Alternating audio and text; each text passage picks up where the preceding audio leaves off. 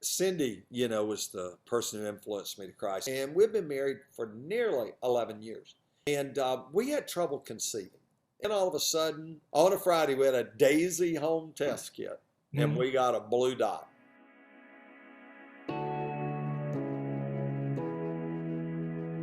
Let me ask you this, because I know one of the big things, and you've even written a book about it. So in two phases, there's so much about your life. You've had huge successes, and you've also had huge suffering. You got a lot of experiences that some people have had one or two. You've had the touch of all of it. Probably helps you better to minister, but also it's stuff that nobody would choose to go through. Tell me about this story there with you and Cindy being the love of your life, and then all of a sudden the loss there, and then the recoup there, and what took place. Because I know there's some listeners that get that. Cindy, was the person who influenced me to Christ. I always knew she was different in high school. I didn't really understand why. And then I grew to understand why. And we had trouble conceiving. And we've been married for nearly 11 years. And she had never conceived. And then all of a sudden, on a Friday,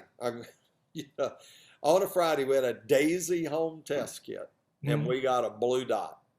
And we were just like, don't get too excited. I mean, because all you've had is false test after false test. And so we made an appointment with our doctor, Dr. Newsom, on Monday. And we went in to see him, and he did the test, and he said, "You're pregnant." And my wife Cindy was a redhead, and Dr. Newsom was a redhead. And so he looked at me and goes, "The first child goes to me if it's a redhead." And I went, "Absolutely, I can only deal with one." And so, that'll be good. And so we had a great pregnancy. Our doctor was wonderful. Couldn't ask for better. And we were at Piedmont Hospital in Atlanta, and the 9 months just flew by and didn't have any problems at all. And so Cindy was going over a little bit in her time of when the baby was due. And some people who will hear this broadcast will remember where they were that night, because the night before they're going to induce labor the next day, we're at Piedmont Hospital, and we lie on the bed together and we watch the last episode of MASH. Oh, That's the last thing we were doing as a married couple. We were watching MASH.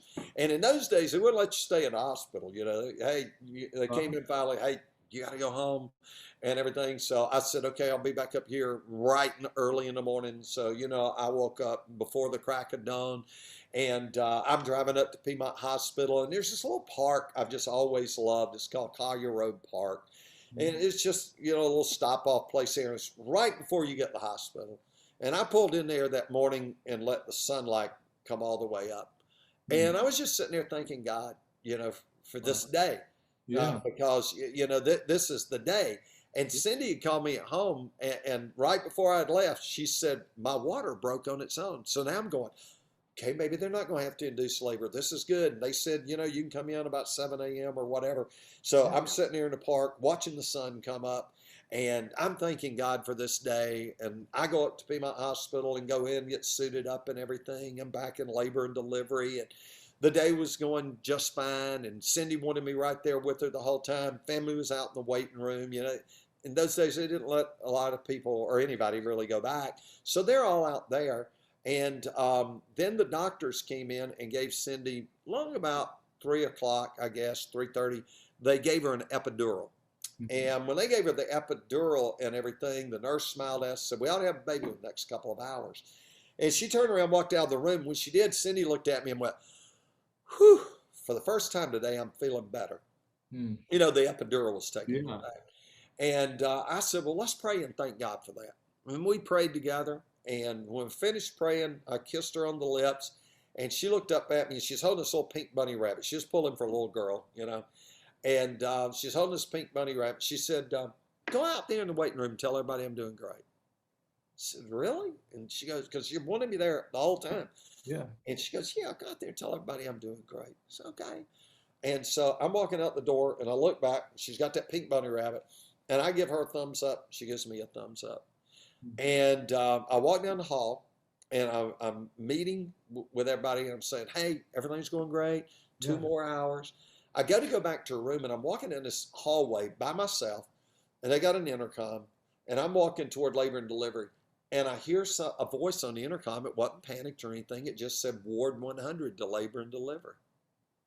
And Bill, I could never tell you how I knew in a million years, Wow. but I knew that Cindy was in trouble. I knew that Cindy was dying.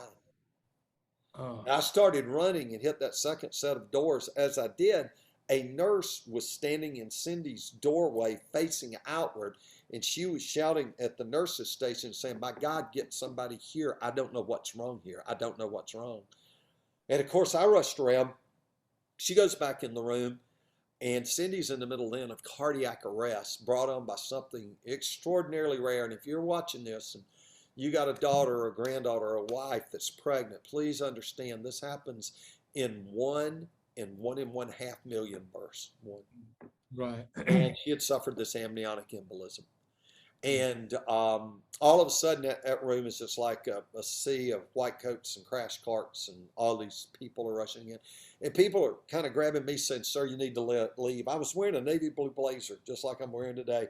They Right. said, "Sir, you need to leave." And I leave. I kept saying, "No, you don't understand that. That's my wife. That's my wife." And so I just kept moving away from them till finally I'm over in a corner. And I'm just kind of wedged in that corner. And I'm just saying, "Help her, help her." And they're all focused on that. And there's this one doctor, and this one doctor, literally at a point, he gets up on the bed, straddling her body, and he's taking his fist and he's like pounding into her chest, just Oh. pounding. And finally I said, "Sir, would you stop beating on her? She's not here." Hmm. And he turns around and he looks at me. And he had asked earlier, I guess he had said, "Where's her family?" And they'd told me. And he had turned and he pointed his finger, it rotated, and he pointed his finger like this. And he goes, "Son, do we save your wife or do we save your baby?" And I said, "Save my wife." Yeah. Now here I was the one saying, "Sir, would you stop beating on her?" I mean, Hmm. a lot of time has now gone by. Yeah. And he goes, "Yes, sir, I will." And so that day, Cindy and the baby both died. Wow. If I had chosen to go the other direction, they could have saved the baby. I found out later. I just didn't, Right. you operate with what you know at that moment, right? That's right. And so I did end up losing her and the baby. I'm asked the question a lot. Did you have the baby where you knew if it was a boy or girl? No. For some reason, I think it was a boy. For some reason, in heaven, I'll know, because the Bible says if there is a body, there is a soul. Yeah. And so we definitely had a baby. And so that day, my world took that hit, that terrible hit of, how are you going to live? How are you going to get through this time?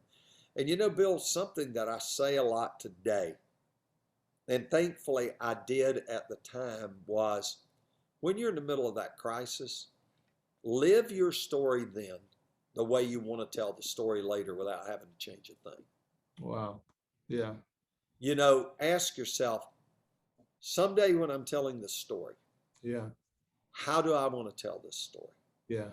What do I want to be able to say? Yeah.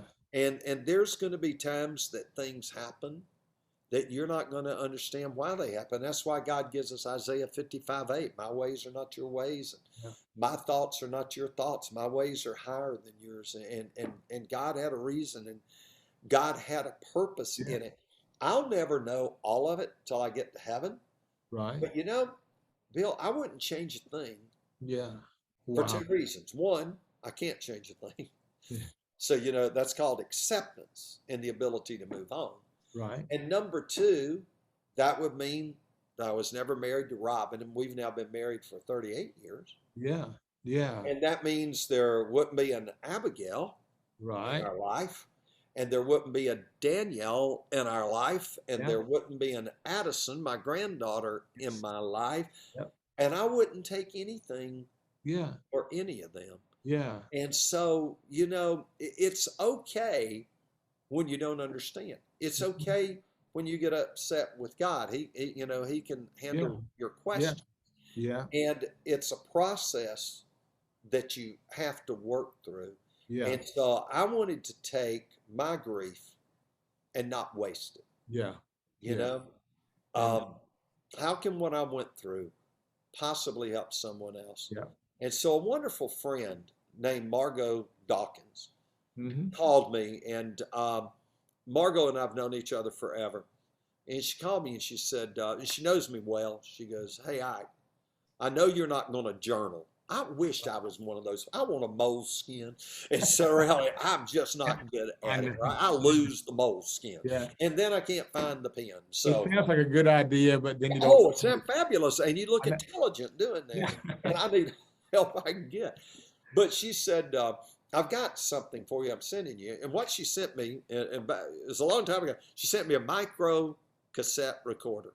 And she sent me all of these blank tapes. Right. And she said, "You're not going to write it, but you're a speaker and you'll talk about it."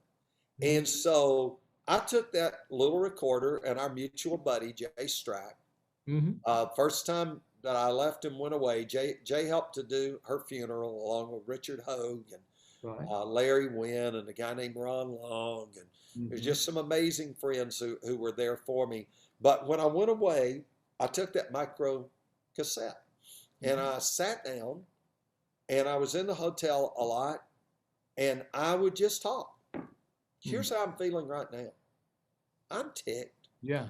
You know, I didn't use the word ticked. Right. You know, I'm this and I'm that, and I'm confused, God. I'm confused about why in the when she finally got pregnant out of the blue, all we did was give praise to you. Yeah. And now this has happened. You know, you love God for who he is and not what he does or allows. Yeah. And I was trying to love God for what he was giving. Yeah. That's that right. moment. So I did all these cassettes and did them over months. I put them in a shoebox. I put them up on a shelf in my closet, left them there. A couple of years later, longer than that, maybe 4 years later, I'm preaching on the day that the shuttle blew up. Yeah. I'm scheduled to preach that night in Noonan, Georgia. Abigail is a baby, and 18 months old or whatever. I'm holding her on my lap. I'm sitting there at dinner, and I look at Robin and go, "I've never not wanted to go speak so much in my life." I was watching my president, Ronald Reagan. I don't care who's president, they're my president. Joe Biden's my president right now. And Ronald Reagan was my president then. And I heard him, they've slipped the surly bonds of earth, and they've broken through. And my heart's just crushed. I'm thinking about those families. I've been where they are. Yeah. Yeah. And Robin looked at me and said, and I said, I'm supposed to preach on evangelism. I said, "I just don't feel it." She goes, "Why don't you tell your story then?" And I went, "Well, I had at your church and at very few places. Yes. Right after it, even for years." Yeah. And she goes, "Why don't you go tell your story?" And I went, "You know what? Everybody needs it. You're right." Yeah. So I went to First Baptist Noonan that night, and I told my story. And afterwards, this beautiful lady walked up named Martha Mahan. She had gorgeous white hair. And she walked up and she said, "You need to write a book." And I laughed and I said, "Ma'am, I'm a speaker, not a writer." She said, "That's odd. I'm a writer, not a speaker." And I said, "Well, it sounds like we make a great team." Yeah. And she goes, "Hey, my name's Martha Mahan. My husband's with the Billy Graham Association, Grover Mahan, and he does crusades for Dr. Graham. And I write, for his newspaper that he does. And I do the things up at the Cove and all of these other things, do the writer workshops." Right. And I said, can I call you?" And she said yes. And she was actually the pastor's executive assistant, Gene Tyre, at First Baptist Noonan. I don't think Gene's ever forgiven me because I hired Martha away and asked Martha to come work with me, and she did. And she said, this book is going to really make a difference in people's lives." She said, did you do any journaling?" Said, "No, but I've got a lot of cassette tapes." And I said, "The only thing is, you have to understand, this was days after my wife had died that I started doing this. So some of them's raw. Some of them I'm going to start sobbing. Yeah. Some of them I'm not going to use the best language. That's still the issue in my life that I've had to overcome, right? And Martha took those tapes, and Martha's the one that listened. Wow. And she was able to extract exactly how I was feeling. I was confused. Wow. I was hurt. Mm-hmm. I was all these things. But at the same time, I'm going, Ike, live your story now. Yeah. The way you want to tell it later. And Bill, a troubled faith is better than no faith at all. Yeah. Mm-hmm. That's My true. faith was troubled. So here's the dilemma that we often face. So here I am in this situation, and I'm upset with God. Am I going to make him my enemy when I need him to be my friend more than I've ever needed him? And it comes back to that word trust. Yeah, it does. You know?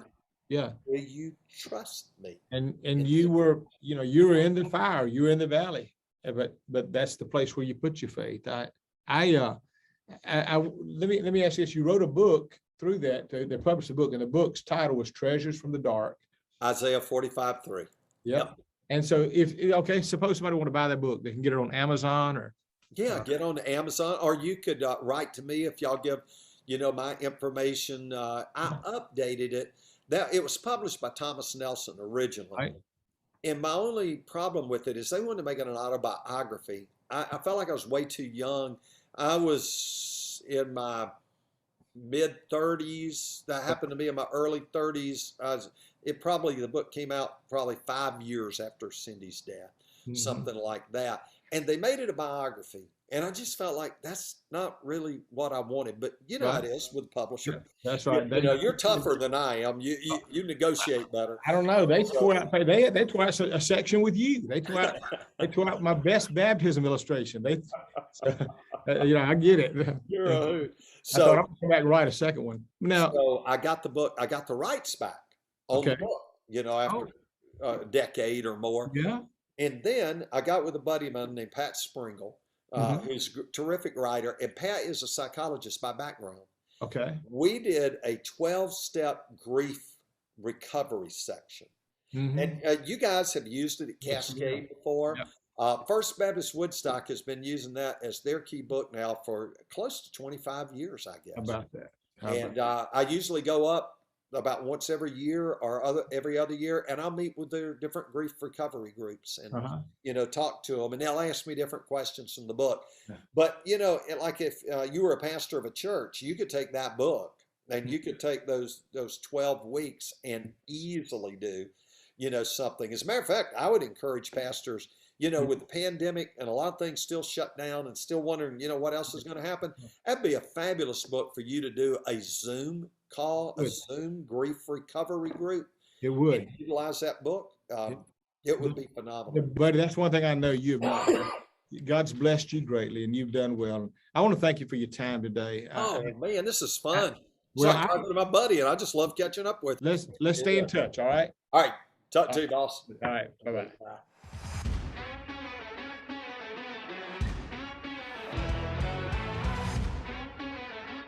Thank you so much for watching this episode of the BP Leadership Podcast. Now, if you enjoyed this episode and all of our other ones, we need you to do a few things for us. We need you to subscribe to the channel if you have not already. We need you to like these episodes, comment on these episodes, and share them with a friend. We want the world to see the incredible content that Bill Purvis is consistently pushing out right here on this platform, BP Leadership Podcast. So make sure you do that if you haven't subscribed already, whether that's on YouTube or all of our awesome audio platforms that we're listed on, so that everybody can hear this. So make sure you like, you comment, you subscribe, and you share the BP Leadership Podcast.